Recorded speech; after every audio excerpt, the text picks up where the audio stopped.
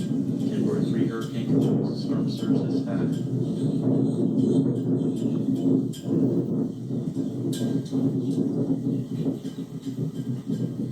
This is the Pier at St. Simon's Island.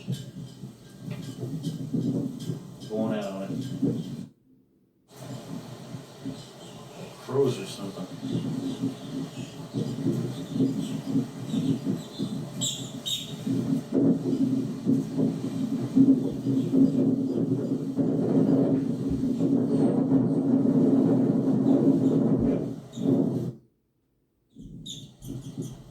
Where'd all these black birds come from?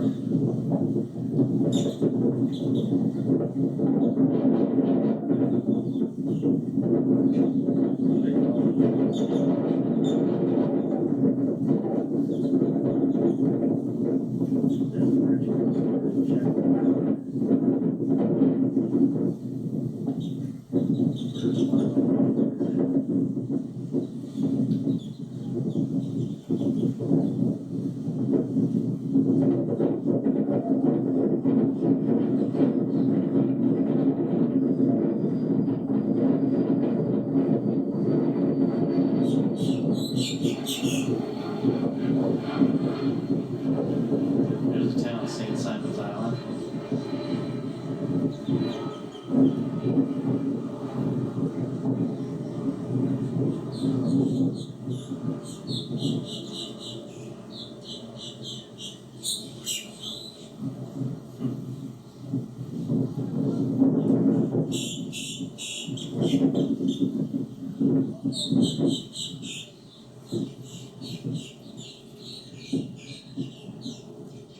Now we're looking out over at Jekyll Island.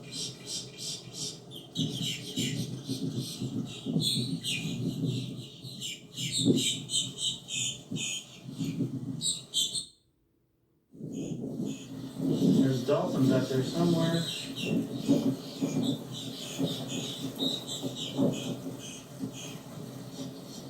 They come up yet?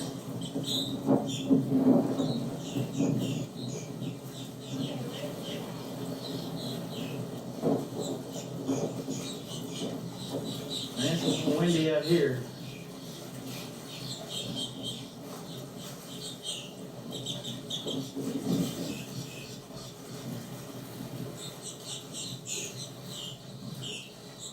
Trying to find a dolphin. They were up there somewhere.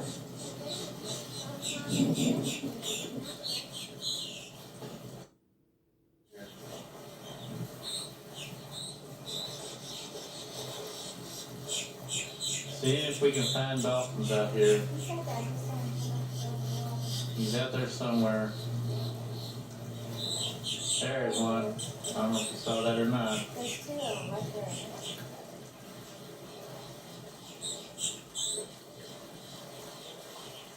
Let's zoom in just a little bit here.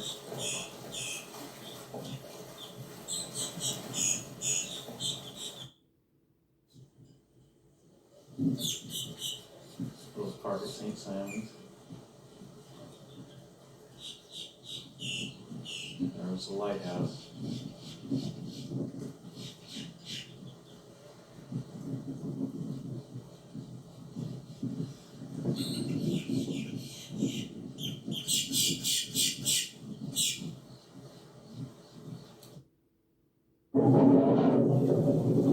Delta will be coming up any second now.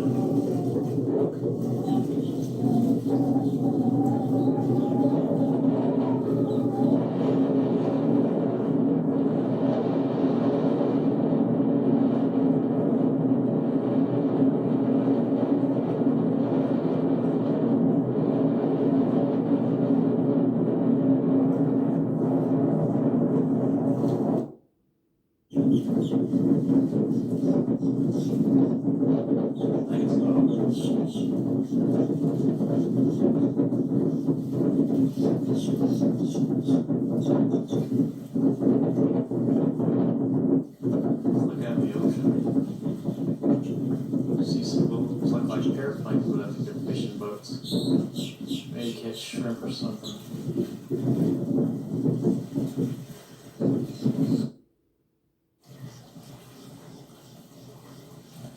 It's like a fishing boat is being pulled down.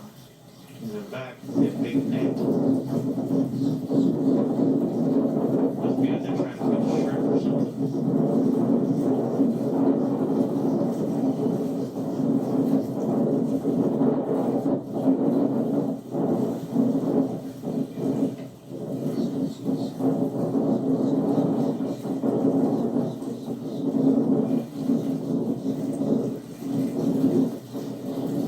But it's not, it's actually the other net making it look like it's being pulled down.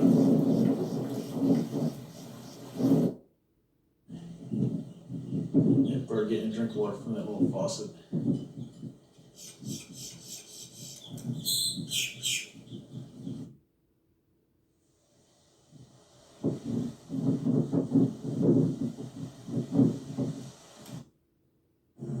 Look at all these tall trees and how low they hang on over the street.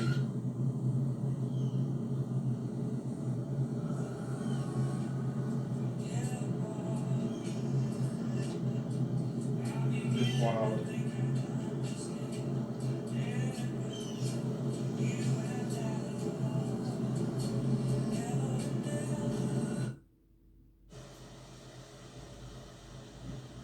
These sand dunes.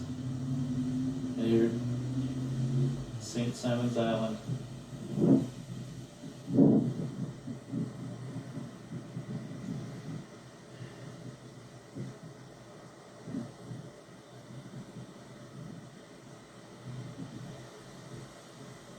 Looks like we're at low tide right now. Apparently we'll walk all the way out into there.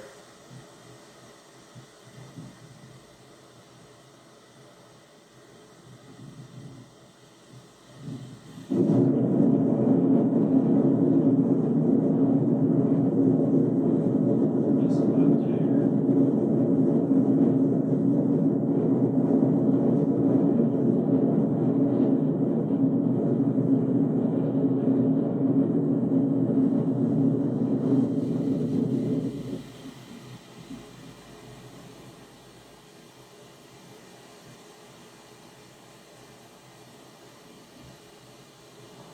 Jekyll Island way over there.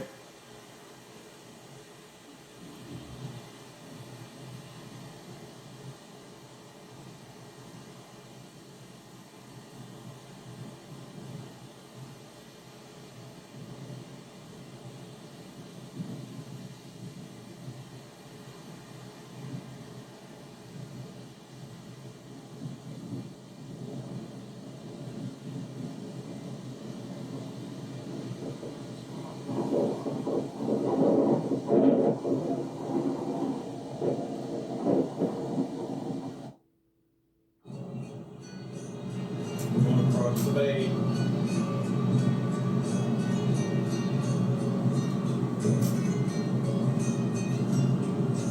Are you filming that? Yep. I'm filming now. Yeah, I just passed one heat right over, realize it. And over there is Brunswick.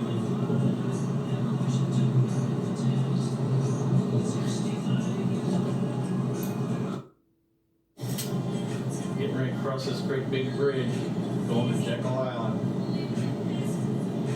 This is a really big bridge too.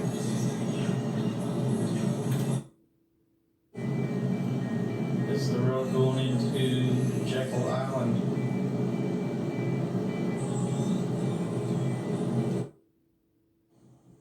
This is the beach at Jekyll Island.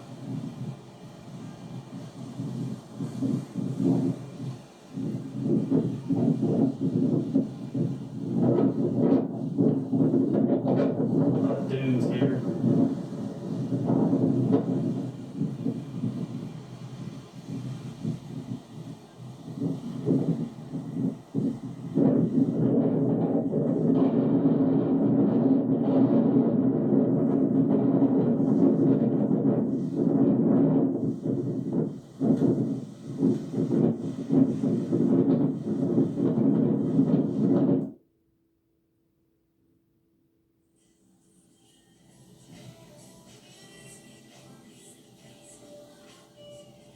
That's the causeway to St. Simon's Island.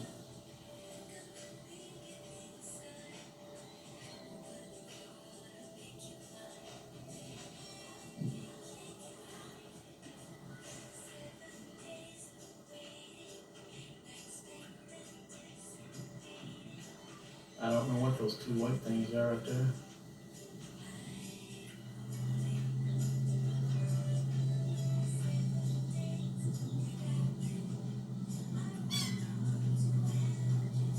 That's the town.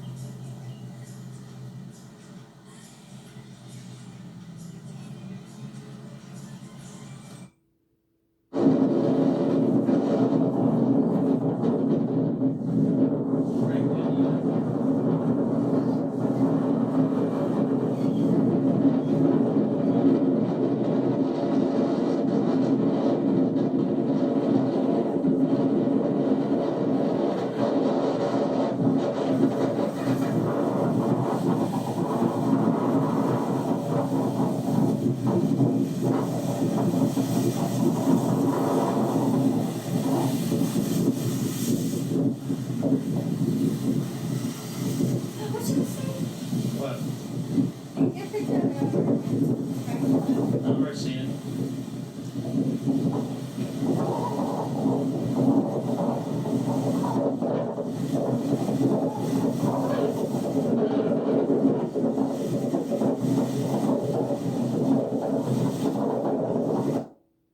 Plenty of the pier here too. Yeah.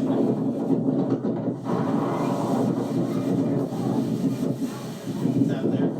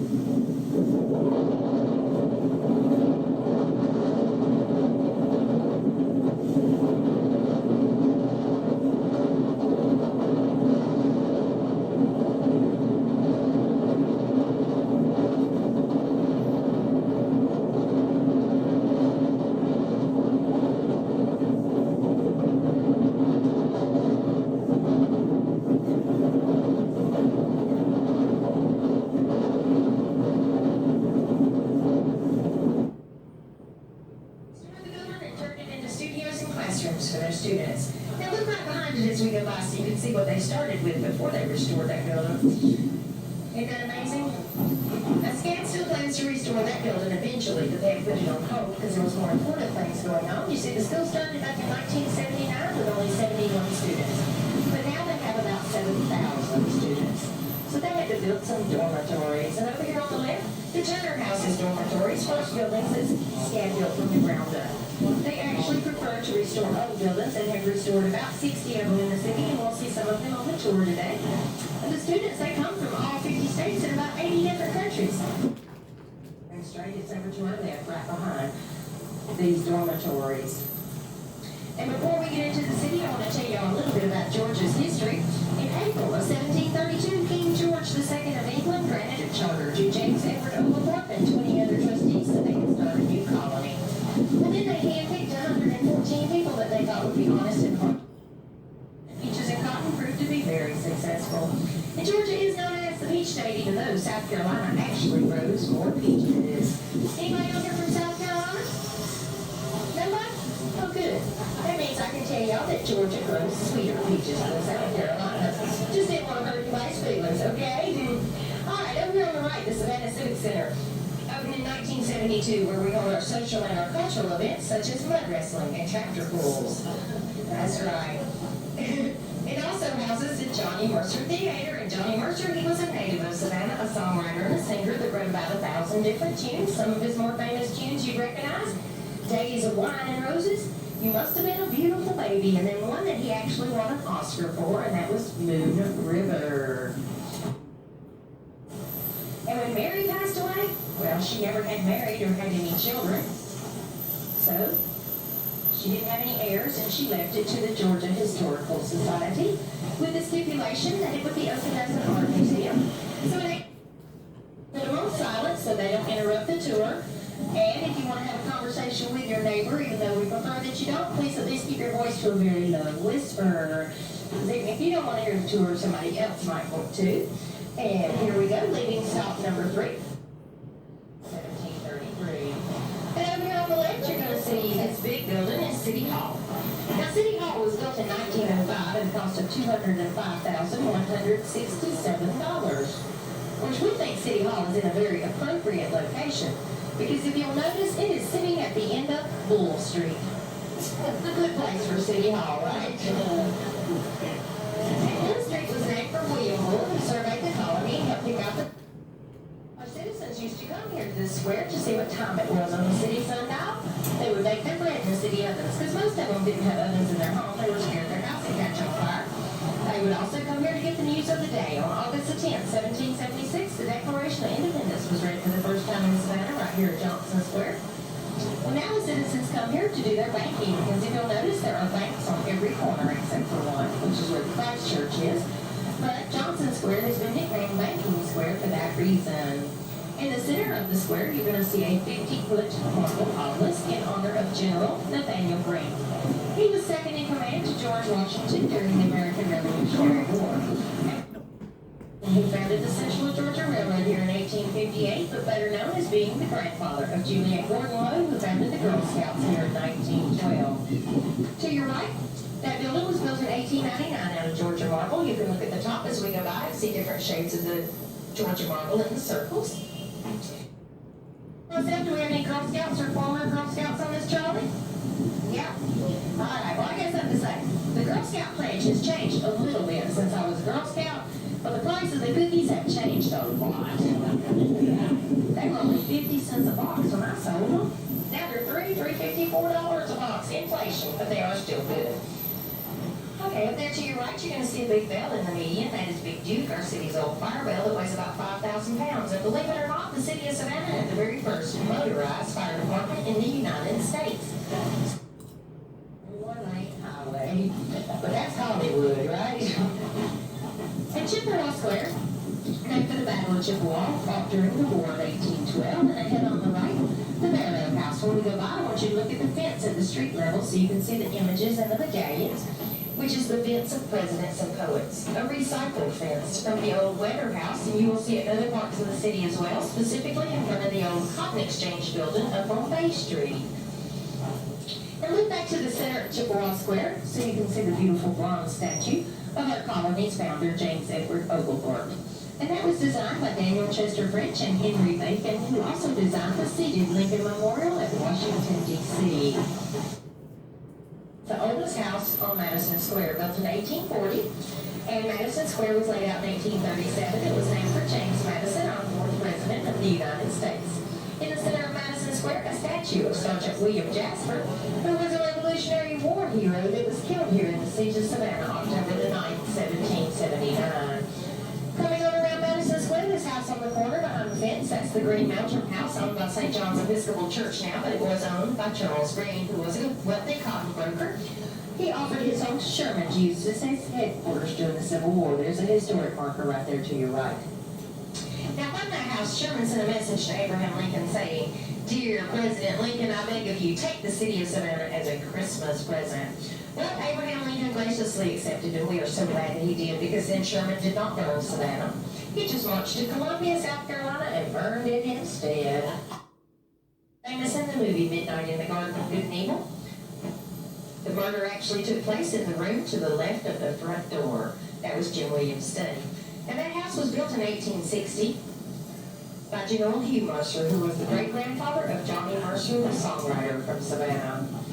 And ahead on the left corner up there is Temple Mikvah Israel, the third oldest Jewish congregation in America. It's the only Gothic synagogue here in America. And then coming up ahead on the right over here is the Armstrong House. It looks like a small Buckingham Palace, built in 1917 as a private residence. Then it housed Armstrong Junior College, and now it houses law offices. And is also a historical society that was founded in 1839, and it's the third oldest state historical society in the United States. Now the flags are out, that means they're open. And the building is sitting on the corner of the historic district, so now we've left the historic district, entering into the Victorian district. Now look at all these beautiful homes. These styles were all popular at the time Queen Victoria reigned in England. And some of them are bed and breakfasts now, and some are inns, but a lot of them are still private residences. And then move to your left, you're going to see a white building in Forsyth Park, known as the Fragrant Garden, designed for blind people to come and smell the different fragrances. It sure smells good, especially when it's in full bloom. Keep looking to your left, you're going to see the Confederate Monument. Notice the statue on top is facing the north, because it was the custom of the day for statues to face the direction of their enemy. And the Confederate Monument was placed there in 1875, which was just 10 years after the Civil War ended. It was paid for by the Confederate wives and daughters who had it made in Canada out of Canadian sandstone. But when it was shipped here, they said, "Look, this is a Confederate monument. Please do not let it touch any northern soil." So it was shipped here by ship. It never did touch any northern soil. Here in Savannah says anything you do in the historic district must meet with their approval. Building, additions, alterations, painting. If you paint something, it must be true Savannah colors. You know, they want everything to blend in together. Well, believe me, those are not Savannah colors, but they don't have to be, because they're not in the historic district. They're blocked from it, so they can do whatever they wanted to do. You know, some people do anything for attention, wouldn't they? Our next stop is going to be stop number 6. The State Tree of Georgia, and they're called live oaks because they stay green all year long, losing part of their leaves in the spring and part of their leaves in the fall. Straight ahead of us, you're going to see another view of the Forsyth Fountain.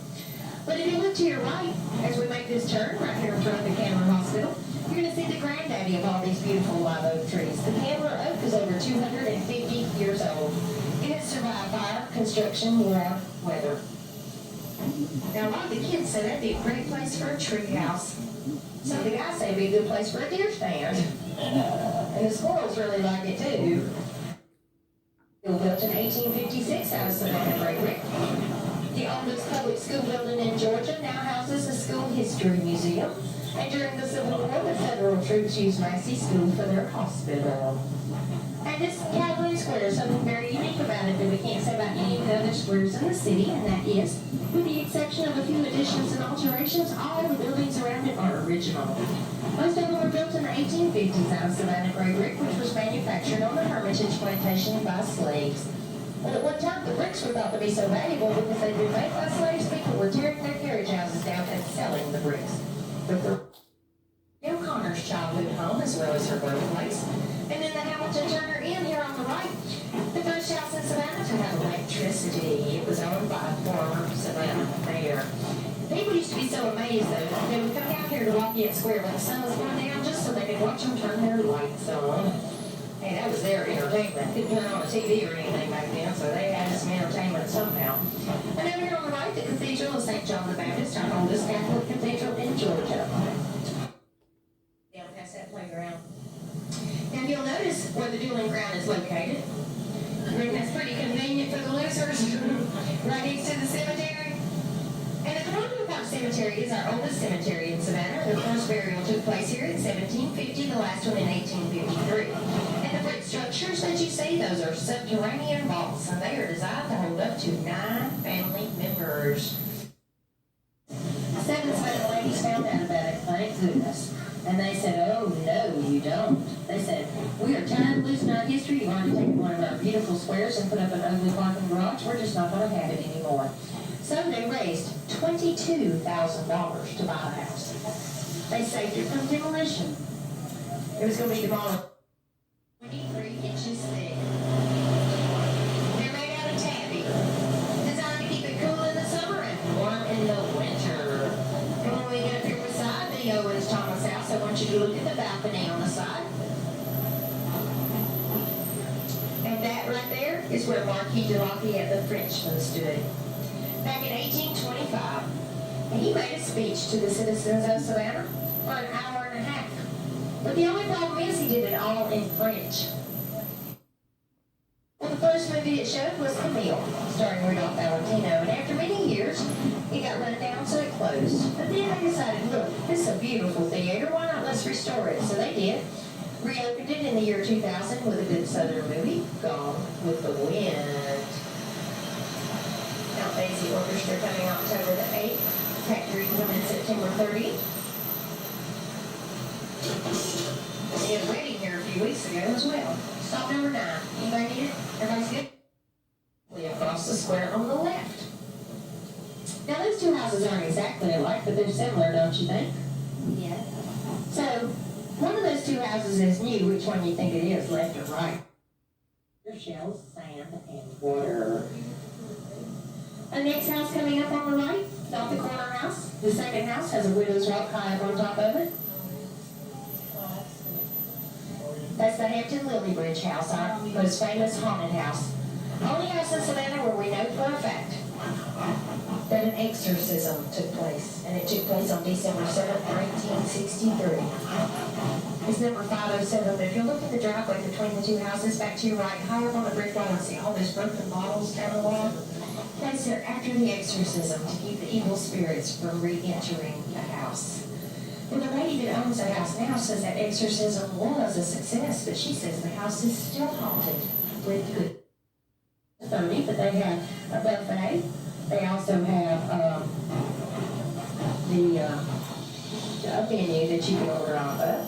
And inside there's an animated pirate where you can push the button and he'll tell you different pirate stories. Also a treasure chest for the children. We'll be turning to go, it's a little bit of a tricky turn, that'll be stop number 12, but if you look straight ahead of us across the road, you're going to see a bunch of dirt, as far as you can see. Well, they're extending out a river walk as well as our historic district, building a $700 million complex over there. That dirt is coming from where they're digging out from under Ellis. Now, it's 23-karat gold leaf that was mined in Dahlonega, Georgia. $240,000 worth donated to us by a local philanthropist. Placed there in 1987, replacing the old copper dome that was damaged by weather. Because remember, City Hall was built in 1905. And again, over here on the left, you're going to see the U.S. Customs House where all those big columns are. Now, notice the top of the columns, the tobacco leaves. Those columns are actually solid granite, like 15 tons apiece. But the Customs House was built in 1852 at a cost of $146,000. Designed by a man